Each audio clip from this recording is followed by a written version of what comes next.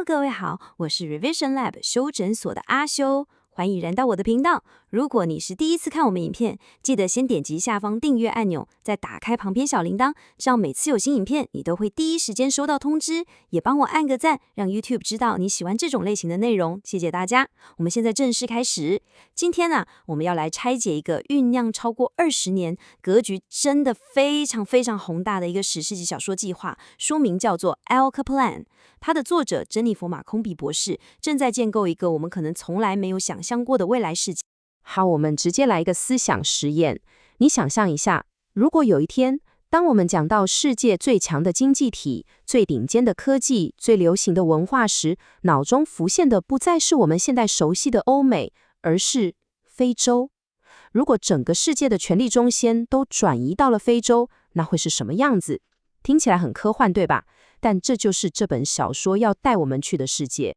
好，那我們就先進到第一部分，來看看這個被完全顛覆、重新想象的未來非洲到底是什麼模樣。說真的，這本書最讓我佩服的就是它那個世界觀的設定，哇，那個細膩的程度，幾乎是可以當成一本社會研究的藍圖來看。首先，一個最根本的改變是，在這個未來世界裡，埃洲這個名字已經不存在了。為什麼？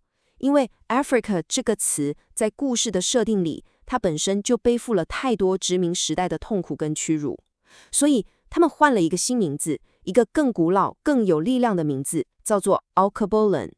這個詞的意思是人類的母親，它象徵的是由這片土地上的人們自己選擇的身份認同。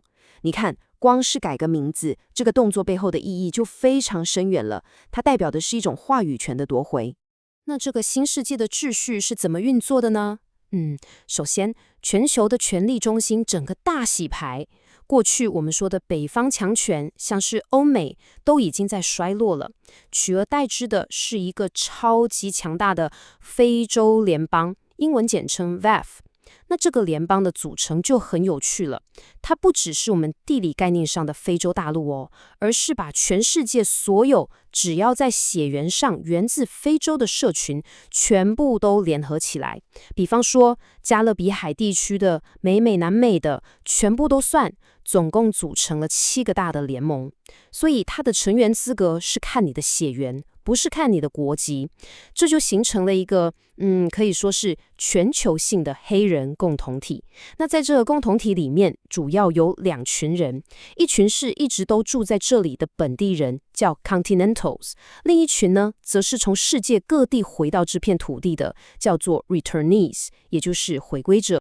好，有了這麼龐大、這麼完整的世界觀當作背景，作者就在這裡面放進了一條非常精彩的懸疑驚悚主線，所以接下來我們就要來拆解這個故事中的故事，看看他到底在玩什麼把戲。不過，在我們直接跳進劇情之前，我覺得有必要先理解一下作者，也就是馬昆比博士，他為什麼要寫這樣的故事。他有一句話講得非常重，也說得非常好。他說：“我討厭當非洲的創造力總是被歸結回歐洲的形式，仿佛我們沒有能力想象或缺乏屬於我們自己的故事來啟發我們。”哇，這句話真的有力道。這其實就點出了他寫這本書最大的野心。他不想再玩別人定好的遊戲規則了，他要創造一個完完全全從非洲自己的文化土壤裡長出來的一個全新的故事框架。好，那故事的衝突點在哪？主要就是2方人馬在鬥智，一方是一個叫做 Kachiko 的秘密組織，你可以把他們想象成是，在台面下操控整個新非洲未來的影子政府。但他們現在遇到一個大麻煩，沒錢了，資金快燒光了。他們的目標是誰呢？是一個叫做卡杜桑狗的超級富豪，他錢多到你無法想象，現在只想回到非洲過退休生活。那問題來了，引爆點在哪？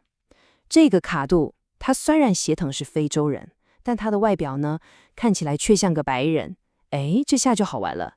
在一個對種族這麼敏感的新世界裡，卡奇科沒辦法用老方法，比方說用民族大義去勒索他。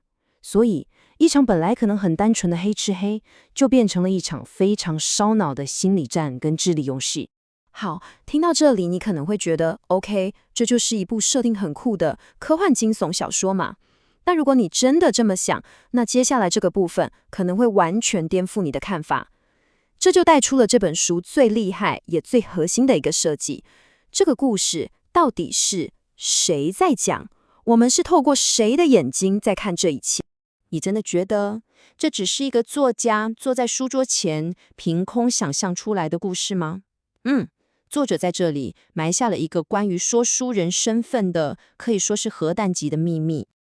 書裡面的那個敘事者，他直接對我們讀者說了：“我拒絕成為那個抽離的、匿名的、沒有面孔的第三人稱敘事者。”然後他說了關鍵的一句：“所謂的全知者，其實是逝者的鬼魂與靈體。”哇，這句話一出來，基本上就是直接攤牌了。現在在跟你講故事的這個人，根本不是一個客觀中立的旁觀者。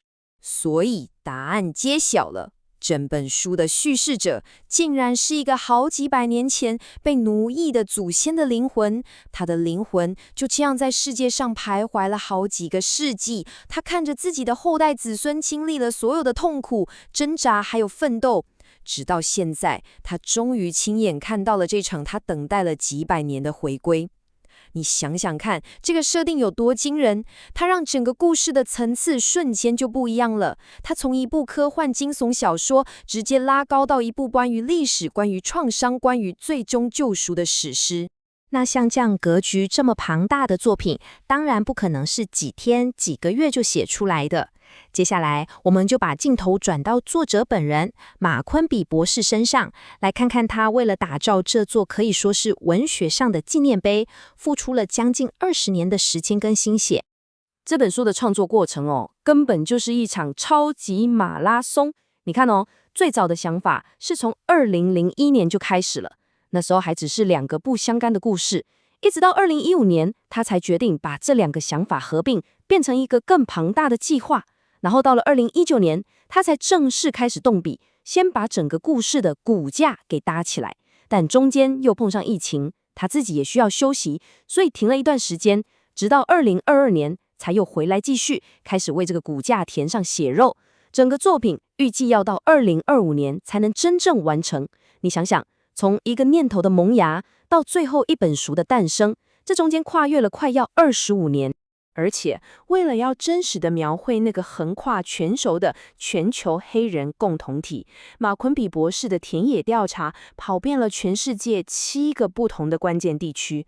7個，這個數字7，它背後代表的意義太重大了。它不只是一個數字，而是作者為了讓故事有血有肉、真實可信，親自用自己的雙腳走遍世界，一步一步換來的。這是一種非常驚人的承諾。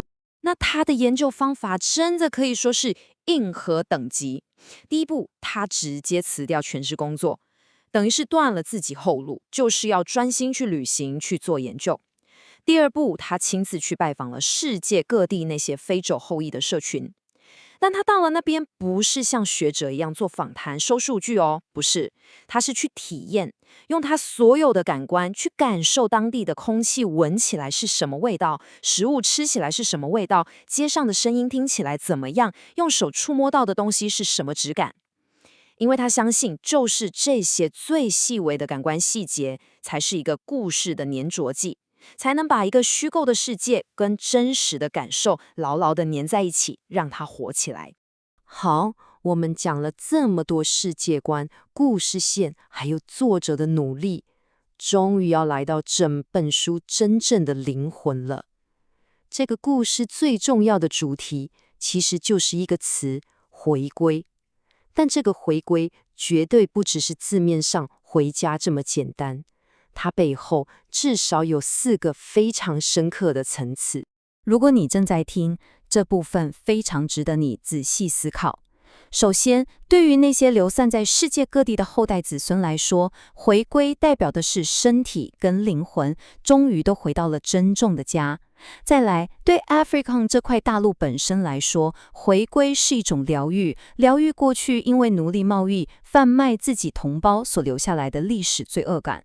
第三，對於那個講故事的祖先靈魂，以及千千萬萬個像他一樣的靈魂來說，回歸代表的是他們終於可以安息了，找到了最終的平靜。最後，拉到最大的格局來看，這場回歸也象徵着整個世界歷史的權力天秤正在進行一次最根本的、最徹底的重新平衡。而在故事的最後，那位看了幾百年的祖先靈魂，他終於發出了一個勝利的宣言。他說：“看啊，我們不僅僅是存活了下來，我們還茁壯成長，我們是獅子。”這句話真的不只是一句台詞，它幾乎是為幾百年來的苦難跟奮鬥下了一個最強而有力的注解，也為這整部史詩畫下一個充滿力量跟希望的句點。總結一下今天的重點，我們拆解了一部極具野心的小說《Al-Qaboula》，它不僅建構了一個非洲成為世界中心的未來，更透過一個驚悚故事，探討了身份認同、歷史創傷與權力轉移。最關鍵的是，他用一位祖先靈魂的視角，重新定義了回歸的深層意義。這是一場橫跨數百年的療癒與宣告。今天的內容就到這邊。如果你覺得這集有幫助，記得馬上點讚、訂閱加開啟小鈴鐺。我們正在衝訂閱，需要你的支持。我是阿修，我們下次見，拜拜。